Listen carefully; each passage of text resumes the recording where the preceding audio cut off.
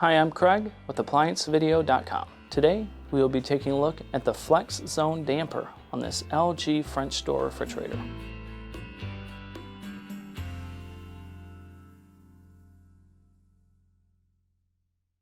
Stop. Before beginning any repair, always be sure to disconnect the power to the appliance.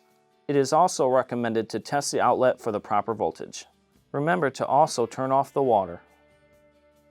The main reasons why you'd be replacing a Flex Zone damper assembly is if there is poor cooling in the Flex Zone, or you could be hearing a clicking noise.